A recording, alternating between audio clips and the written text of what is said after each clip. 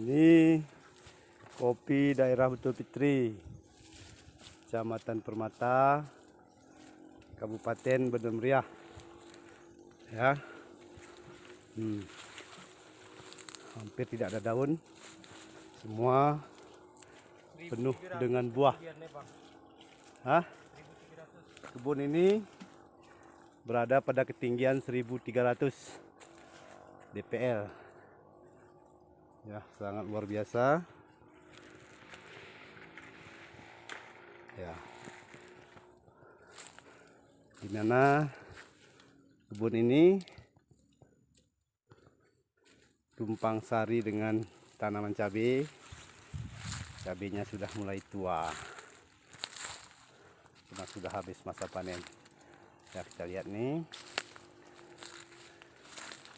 Ya, dalam satu batang itu hanya menyisakan 4 sampai 5 cabang, sehingga cabang-cabang ini semua produktif untuk menghasilkan buah. Jadi seperti yang dikatakan oleh ahli-ahli pertanian di Takengon, banyak cabang belum tentu menghasilkan banyak buah. Nah, ini cabangnya cuma 1, 2, 3, 4 cabang, tetapi semua cabang produktif menghasilkan buah. Ya, nih kita lihat di layar. Nah, ini ya, sangat luar biasa. Ini ya pengawalnya. Ya, sangat luar biasa, guys. Ini kalau seperti ini kebunnya ya tidak mesti luas sampai berhektar-hektar, karena walaupun sedikit tapi hasilnya maksimal. Nah, ini ya.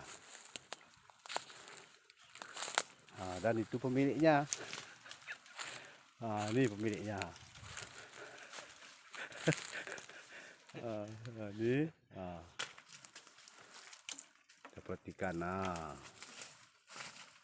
itu cabangnya tidak terlalu banyak, berapa cabang cuma ini, tapi hasilnya sangat luar biasa. Nah, ini tumpang sari cabai yang sudah di penghujung masa panennya karena sudah tua. Nah, ini pemiliknya, guys. Mau panen buah markisah itu.